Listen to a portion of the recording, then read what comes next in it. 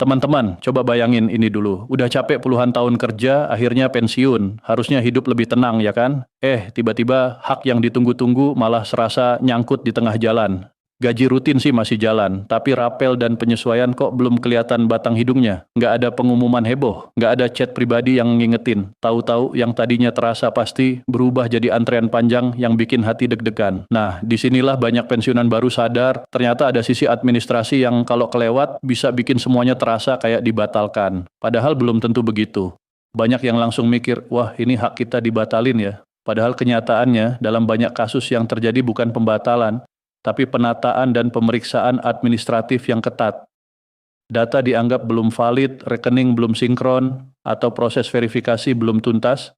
Negara itu nggak teriak-teriak tiap kali ada proses di belakang layar, tapi proses itu nyata, dan justru proses inilah yang nentuin apakah hak kita mengalir lancar, tersendat sebentar, atau malah harus diulang dari awal. Kalau kita cuma dengar sepotong informasi, gampang banget panik, seolah-olah negara lagi membatalkan hak jutaan orang. Padahal beda banget antara ditunda secara teknis dengan dibatalkan secara kebijakan. Dua istilah ini sering dicampur adukkan. Dari situ lahir ketakutan, gosip, dan asumsi liar. Padahal yang lagi jalan itu proses administrasi yang ketat, bukan penghapusan hak. Yang kita omongin ini bukan isu receh, ini soal keberlanjutan gaji dan pensiun. Ini soal stabilitas rapel, ini soal kebijakan resmi yang mengikat sekitar 9,4 juta orang, ASN, PPPK, TNI, Polri, Hakim, sampai para pensiunan.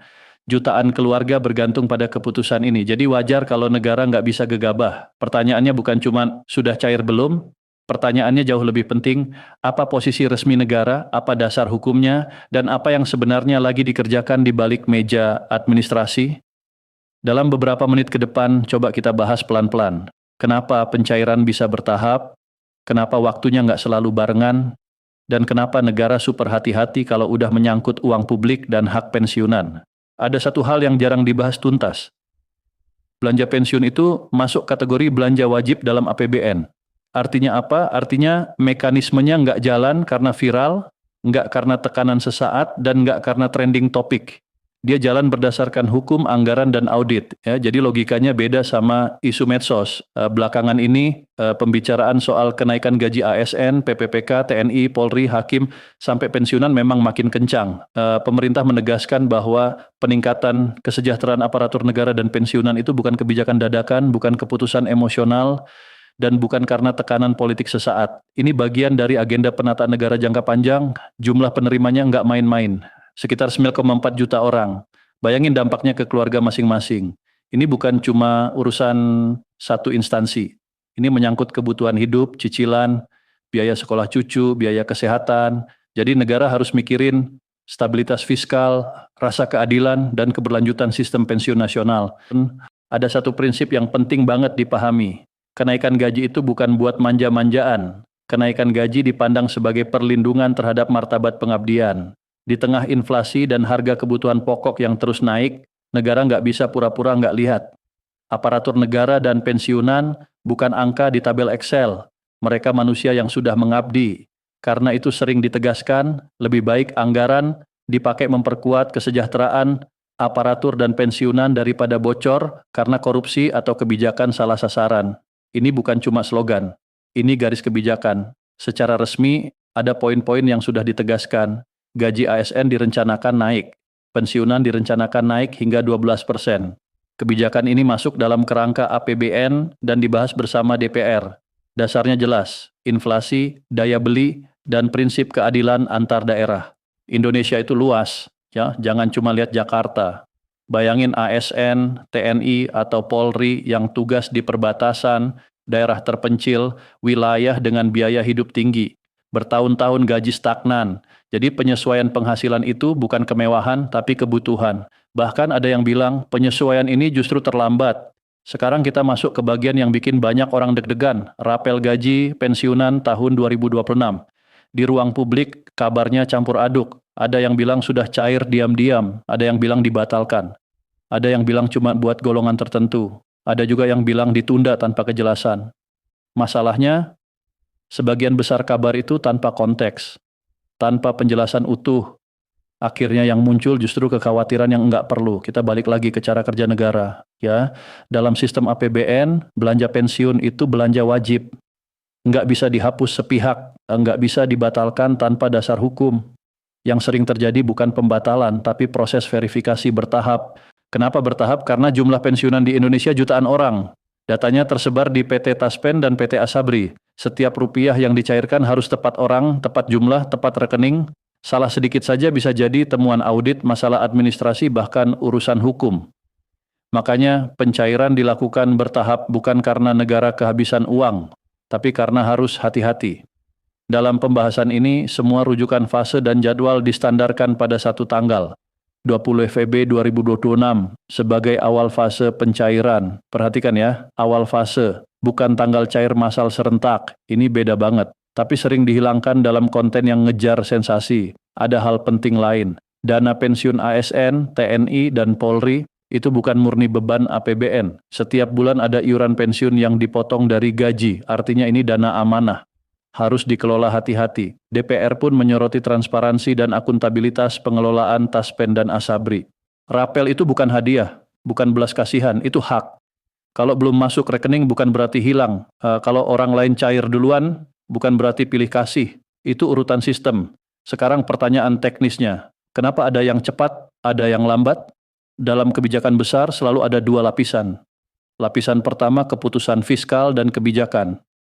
Lapisan kedua pelaksanaan teknis dan administratif. Banyak orang cuma dengar lapisan pertama, lupa bahwa lapisan kedua yang menentukan kapan uang masuk rekening. Setelah kebijakan disepakati, masih ada lorong panjang. Pemeriksaan data, sinkronisasi sistem, penetapan selisih, validasi rekening. Kenapa nggak bisa sehari beres? Karena data pensiunan tersebar di berbagai wilayah, berbagai riwayat kerja, berbagai status keluarga, ada data yang bersih dan lengkap, ada yang perlu verifikasi ulang, ada rekening aktif, ada yang sudah nggak aktif, ada perubahan ahli waris belum tercatat, perbedaan satu huruf dalam nama saja bisa menahan proses. Disinilah peran Taspen dan Asabri krusial. Mereka bukan sekadar lembaga bayar, mereka penjaga akurasi data dan legalitas. Setiap pencairan harus bisa dipertanggungjawabkan sekarang dan di masa depan. Kalau ada yang emosi bilang, kalau memang hak, kenapa nggak dipercepat? Jawabannya simple tapi tegas. Mempercepat tanpa verifikasi itu membuka risiko. Negara pernah belajar dari pengalaman masa lalu, ketika pembayaran tergesa-gesa malah menimbulkan masalah. Biasanya, tahap awal cair untuk data yang paling sederhana dan lengkap. Misalnya, pensiunan tanpa perubahan ahli waris, tanpa riwayat pindah, instansi rumit, rekening aktif lama, terverifikasi. Ini teknis, bukan keistimewaan. Isu pembatalan, tidak ada pernyataan resmi pemerintah yang menyebut rapel dibatalkan. Yang ada, penyesuaian waktu dan mekanisme. Ditunda secara teknis, beda dengan dibatalkan secara kebijakan. Pemerintah juga memikirkan keberlanjutan sistem pensiun jangka panjang, bukan cuma tahun ini, harus ada keseimbangan antara memenuhi hak hari ini dan menjaga kemampuan bayar di masa depan. Apa yang bisa dilakukan penerima? Pertama, pastikan data valid dan terbaru. Nama, rekening, status keluarga sesuai. Kalau ada perubahan, lapor lewat kanal resmi Taspen atau Asabri. Kedua, jangan gampang percaya kabar yang enggak jelas sumbernya. Ketiga, pahami bahwa proses bertahap bukan tanda bahaya. Negara bekerja dengan regulasi dan mekanisme resmi, bukan mengikuti irama viral. Tanda-tanda resmi itu jelas. Anggaran tidak dicoret, belanja pensiun tetap belanja wajib, proses administratif tetap berjalan.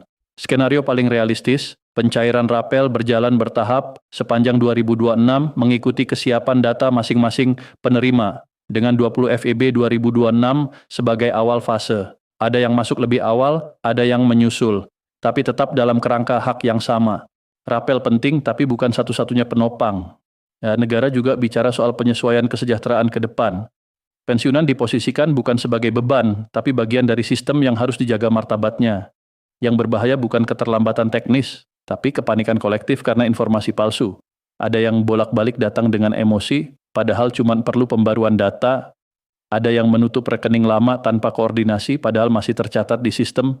Ada yang sudah menyerah duluan karena percaya kabar dibatalkan. Negara tidak sedang bermain-main dengan pensiunan. Negara sedang memperbaiki fondasi agar sistem tidak rapuh di masa depan. Hak yang dijaga dengan sistem mungkin datang lebih lambat, tapi lebih pasti. Hak yang cuma dijanjikan lewat teriakan sering hilang tanpa jejak. Kalau lelah menunggu, itu wajar. Kalau cemas, itu manusiawi. Tapi pegang 3 hal ini, anggaran tidak dicabut, dasar hukum tidak hilang, proses tidak berhenti, ya selama 3 ini ada hak itu aman. Benang merahnya jelas, negara tidak membatalkan, tidak menghapus, dan tidak melupakan. Negara sedang menata. Hak gaji ASN, PPPK, TNI, Polri, Hakim, dan Rapel Pensiunan 2026 berada dalam kerangka kebijakan yang harus dijalankan tertib, sah, dan bisa diaudit. Jadi langkah paling bijak, tetap tenang, jaga kesehatan. Pastikan data valid, ikuti informasi resmi, jangan biarkan hati diguncang kabar setengah matang. Semoga penjelasan ini bikin hati lebih adem dan pikiran lebih jernih. Karena di tengah riuhnya kabar, yang paling kita butuhkan bukan teriakan, tapi kejelasan.